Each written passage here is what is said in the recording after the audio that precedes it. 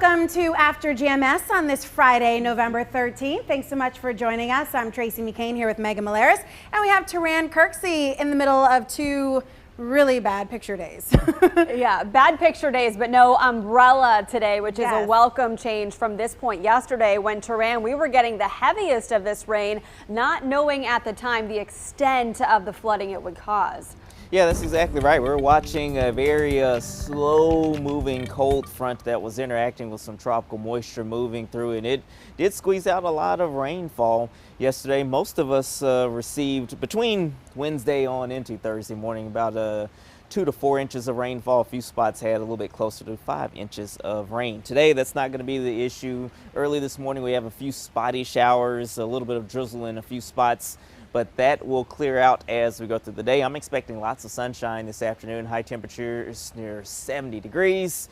And then tomorrow, more sunshine, but a little bit cooler with the high right around 61. We'll see a cold front move through Sunday that could squeeze out a few showers. At least that's the way it looks right now. We'll keep you updated on that through the weekend, of course. And then behind that system, it gets really chilly for next week with highs by Wednesday only in the upper 40s to low 50s, and I think we'll start off Wednesday morning in the 20s in many locations. All right, so I know that we're all looking ahead to today and the weekend just because it is the weekend, but let's go back a day here to yesterday. The rain moving out, of course, but not before heavy downpours caused widespread flooding across the state. Let's take a look at the damage from Thursday's storms, and it was quite extensive. In Winston-Salem, firefighters rescued 30 people from a flooded apartment complex using this inflatable raft. They also had to rescue a driver who was stuck in high water. You can see flooding up to the car door as they worked to get this person out. In Charlotte, 143 people were rescued from an elementary school. This is the parking lot. Look at the water as high as the roofs of those cars. It was the first day of in-person learning when the parking lot started flooding and the principal called for help. Flooding also caught many drivers by surprise on North Carolina highways. This is video from Charlotte where the water flooded parts of I-277, which is the loop around the city. Wow. And as a reminder here, water flooding in Latham Park, you try not to drive through situations like this. The driver did it in the video, but officials say it's incredibly dangerous because you never know how deep the water is or how fast it's moving.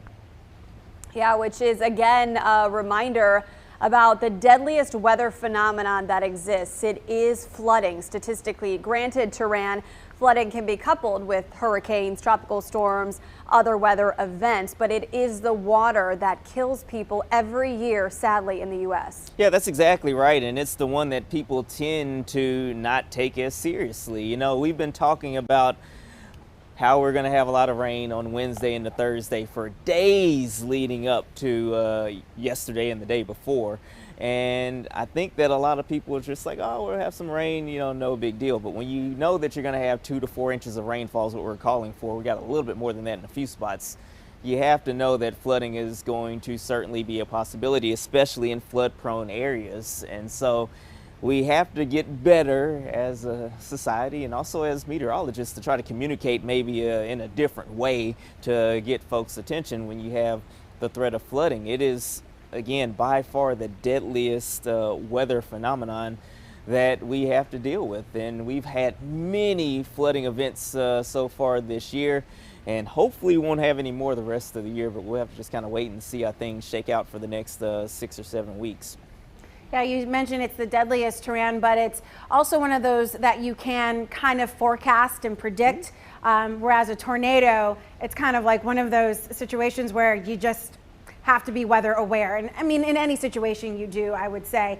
But I know that whenever there's a tornado, especially in the area, Taran, I love listening to you because you're like, grab your shoes, grab a helmet. You know, you tell me everything I need to grab before we leave the house. And the same is true for flooding situations, you know, really doing a good job. Because I say this because earlier you said, you know, maybe we have to do a better job as meteorologists, but I'm trying to take some of that pressure off of you because I think you do a really great job informing everyone of the threats in the area.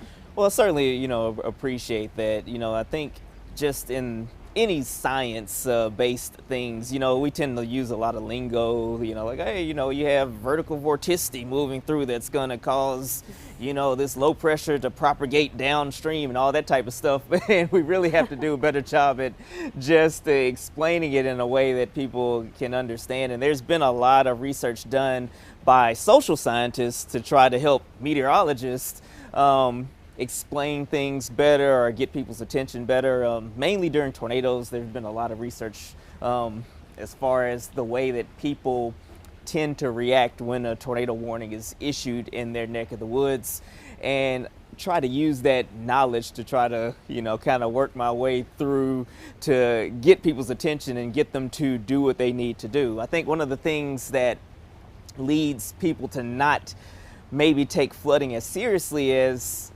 other types of weather is, you know, with the tornado, it's there, it's instant, and it moves through quickly, right? With flooding, sometimes it can be a slow evolving situation. You know, on Wednesday, we had a decent amount of rainfall. We didn't have widespread flooding, but we had flooding in a few spots. But that Wednesday rainfall set the stage for the flooding that we had on Thursday. The ground was already soaked. All that water was starting to drain into the waterways, and then we had that rain moved through Thursday morning, and it didn't take a lot of it to start the flooding really going fairly quickly. So it's kind of a big, you know, a lot of moving parts here when it comes to dealing with flooding. But again, you know, we try to do our best to get the information to you, but also, you know, when you hear that flooding might be possible, you have to prepare for that in advance, or at least have it in your, you know, in the back of your mind. Hey, you know, we might have flooding. I need to know, you know, what roads in my area might tend to flood that I might want to avoid. Or, hey, I live in a flood prone area. I need to have a backup plan to maybe go somewhere else for a day or two until the rain stops. So I know it's a lot to deal with, but I mean, that's just kind of the way the weather goes. You know, most days are just fine, but unfortunately we have a handful of days each year, like yesterday and the day before, where we have those high impact weather events that unfortunately not only cause damage, but even worse, in this situation, it's caused some loss of life, and we certainly hate to see that. Yeah, Lakaya said she encountered flooding across New Greensboro Road at Winston-Salem. That's not far from the apartment complex where we saw Winston-Salem firefighters yesterday, just before noon, taking people to safety by an inflatable raft. That's how quickly this water had come in, and that's how quickly it was rising. And Turan, flash flooding doesn't discriminate. We know the areas that are prone to flooding, but so often when you get so much rain so quickly, you have these areas that aren't necessarily in flood zones that can flood. And we've seen that time and again after hurricanes, the impacts it has oftentimes inland, and people who were like, well, I never thought I needed flood insurance because I don't live in a flood zone. Yeah, that's exactly right. I mean, you have to, you know, in some cases do your research. You know, you have, you know, 1-year flood zones, 10-year flood zones, 100-year flood zones. And in many cases, you can go to your county's GIS webpage where they'll have a little thing you can click there and you can see the flood map in your area. And it's important to know because, yeah, you know, most of the time in those 100-year floodplains, you're not going to have issues. But ever so often, you will have a big weather event that can cause flooding. So flooding is one of those things, as you said, Megan, you know, you can't let your guard down just because it usually doesn't flood in your neck of the woods. You just have to make sure that you are very aware of what's going on. You have to stay weather aware, as we like to say. Well, before we move on here, Turan, just a few shout outs for the weather team. Wanda said the news team weathermen are great about getting the weather lingo out into the world, and she appreciates you guys. And Lakaya added, I agree, even though I don't live in Greensboro anymore, I still depend on my WFMY crew. So there you go. What you got, you're heroes, you're lifesavers. We appreciate that. All right. I can hear him getting sentimental. So sweet. It is sweet. He's very humble as well, but we can tell that meant a lot to him. Yeah. Let's check your morning headlines now, shall we? Your latest COVID numbers in North Carolina don't look very good. Labs confirmed nearly 2,900 new cases yesterday, down just a bit from the more than 3,100, the record high on Wednesday. They bring the case total to more than 303,000, including recoveries since March. And for the third straight day, at least 1,200 people are hospitalized with COVID. Statewide hospitalizations have not changed or dropped much in more than a month. The red bar you see there indicates the last sub 1,000 hospitalization day back on October 5th. But while these numbers remain high, the trend line, the dotted line, is fairly flat, indicating stability. The Guilford County Health Department reports 113 of the current hospitalizations are in Guilford. Specifically, 90 of them are at Cone Health right now. Tuesday, Cone Health had 94, the highest number of COVID intakes since March. Well, now to election 2020. Local county election officials will wrap up counting today and approve final vote tallies. WFMY's Candace Red takes you through today's process. Let's start by taking a look at the latest unofficial numbers from the North Carolina State Board of Elections. More than 7 million registered voters are in our state. More than 5 million participated in the election, resulting in a 74% voter turnout. There are more than 383,000 registered voters in Guilford County. More than 283,000 cast their ballots, resulting in a 74% voter turnout countywide.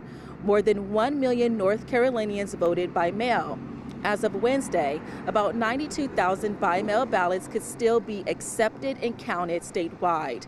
The Guilford County Board of Elections already counted nearly 50,000 by-mail ballots. At last checked, there are about 6,000 outstanding ballots countywide. Well, state law requires County Board of Elections to count absentee by-mail ballots postmarked on or before Election Day that arrive in the mail by 5 p.m. November 12th. After waiting to receive properly postmarked ballots in the mail by the deadline, the Guilford County Board of Elections officially began counting the ballots yesterday.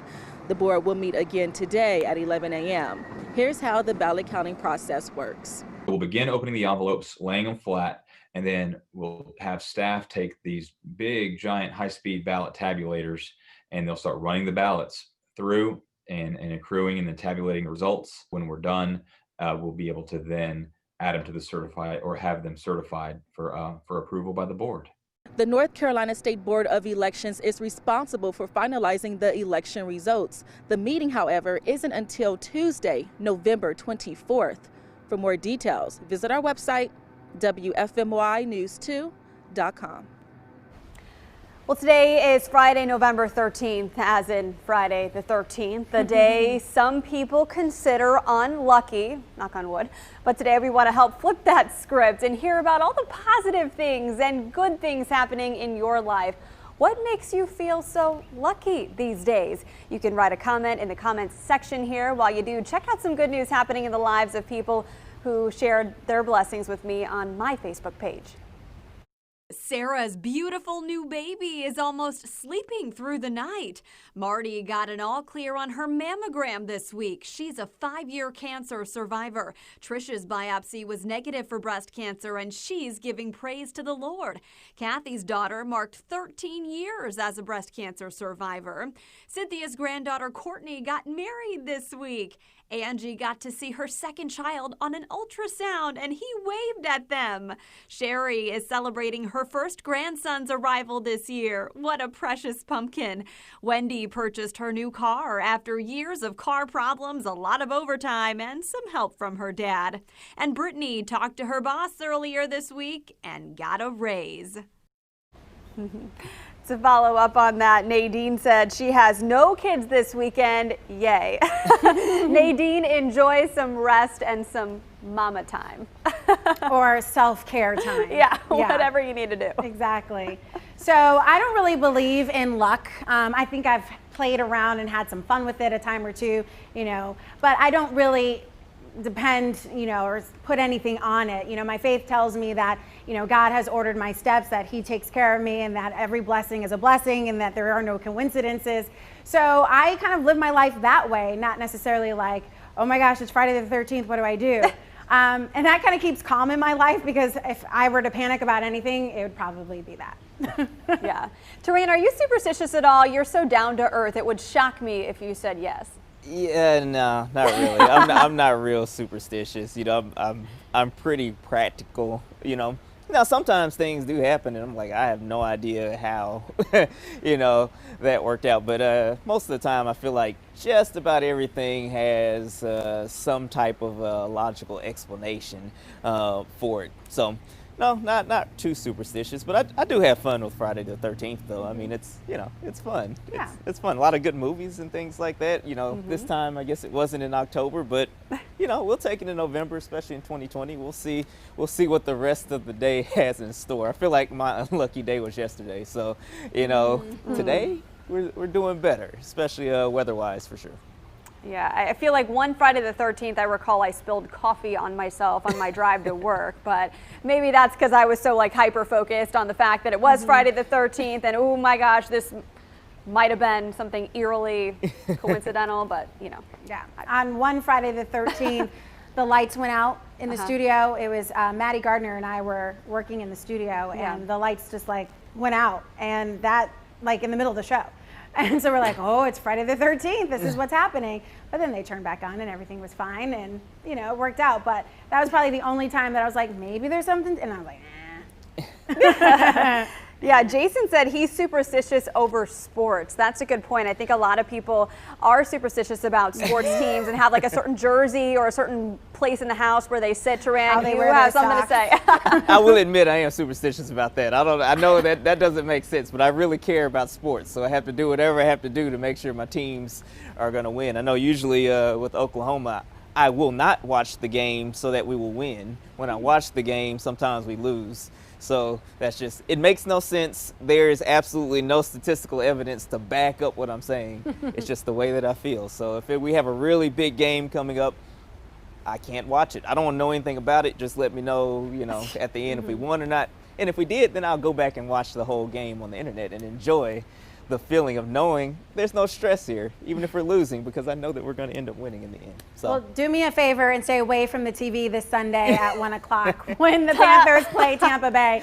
Just don't even turn it on. Stay far away. And if we win, I'll be like, that's it. It was Taran. You're welcome in advance. So you're the biggest fan, but then you miss out on seeing your favorite team play. Oh, I go back and watch the game we won. Yeah, the replay. Yeah, I watch the replay. The worst thing that I can do to myself, well, I guess there are a lot of bad things I do, but one of the worst things I can do to myself, just emotionally and mentally, is to watch a game all the way through and we end up losing. I'm in a bad mood the rest of the day. I don't want to talk to anybody. I want to be left alone. So I can't do it. But if I know that we won, I'll go back and watch it. I'll enjoy the replay in all of its glory. And it's a beautiful thing. I get worked up. I get real emotional when I'm watching football. So it's no good for anyone for me to watch a game that we're losing. Well, as you said, you weren't really emotional on your wedding day, so I'm not going to say anything. I'm not going to say anything. I mean, No, I'm just kidding. Yeah, we won't show this to your wife, Brittany. No, she was there. She knows that my face was a little weepy, and my mother-in-law thought I was going to pass out. So there you go. That's all you need to know about that. That's fair. But I will continue to lie about it and say I was not emotional at all. I was tough. I only cry over football because that's important. I love these conversations. The important things, yeah. You're so funny. All right, Taran. From there, we'll go to the forecast. You have made us laugh. All right, let's talk about the weather. Weather's going to be nice, okay? Out there this morning, not so nice. I know it's cloudy. We have some drizzle, but I am expecting a lot of sunshine to develop as we go through the day. High temperatures near 70 degrees. Tomorrow still sunny, but a little bit cooler with a high right around 61 degrees or so. Another cold front moves through Sunday. That'll increase the cloud cover. I think we'll see a few showers on Sunday. It doesn't look like we'll see a lot of rain right now, but stay tuned. If we get a little bit more moisture in here ahead of the front, we could see some more rainfall. So we'll keep an eye on that for you. The cold front moves through, and we're going to have a fairly chilly stretch of days next week. I think Wednesday is really looking like the coldest day next week, with high temperatures likely in the 40s, maybe low 50s if we're lucky, after starting off the day in the 20s and low 30s. So we're expecting a widespread frost Wednesday morning, but that's still several days away, so things could change. We'll keep you updated on that. Yeah, and what you've told us before is don't rule out another 70 or 80 degree day before definitely. the end of the year. Oh, definitely. We've had 70-degree days in December around here, so we'll just have to kind of wait and see how things go. But obviously, as you go through the year, you tend to get more cooler days and fewer warm days. So enjoy today, because it could be the last sunny and 70-degree day of the year. But, you know, I wouldn't be surprised if we had a few more. Yeah. Well, Taran, regardless, the accolades for you keep coming into the feed. Oh, yeah? Jason said, you make weather so fun and interesting. You're like Bill Nye. Taran, the weatherman. Bill Nye. I love it. I love it. Thank you. All right, thanks so much for joining us on Fridays. You know, we always have probably the most fun on Fridays when we can really just kind of relax and let go. And Taran obviously has a great time. But let's take out what made this such a great week on the Good Morning Show. This is the best of GMS. Have a great weekend. Do you TikTok, Stacey? I watch TikToks. Okay. I do not make TikToks. Well, I do just to neither. clarify. So this is all like a new fascination with me. I've never even been on TikTok. So Yeah, I'm with you on that. but I'll have to lend my cool dancing skills to Oh. Stacey. She knows what's happening on the TikTok. Oh, well, would you like to show us now? No, Oh. I have no idea what I'm doing on there. Okay. At least we have the temperatures in our favor, you know? Yeah. That's the bright side of things. A little optimism for your cup this morning. Yeah, I don't think there's anything worse weather-wise than a cold rain that's relentless. So at least it's warm, as you said. I can think of a few worse weather events. Well, yeah, I mean, we don't want to go down the snow alley, but Just a few. I'm so excited about all these young athletes doing so much by the time they're 24 years old. Chase Elliott, Christian McCaffrey. What was I doing when I was 24? Don't laugh so hard, Megan. you were still doing amazing things. All I want for Christmas this year is an uninterrupted nap. Maybe I'll get it. Might have to book a room. Yeah. Somebody talk to my 10-month-old, please. Yeah. And Matthews, I love you on days like today, where it's just gorgeous and beautiful. Wait a minute. Okay, you don't every love day? me. Yeah, every day. Will you love me on Wednesday when it's raining? We will. Yes. Yeah. Maybe or maybe not. Okay.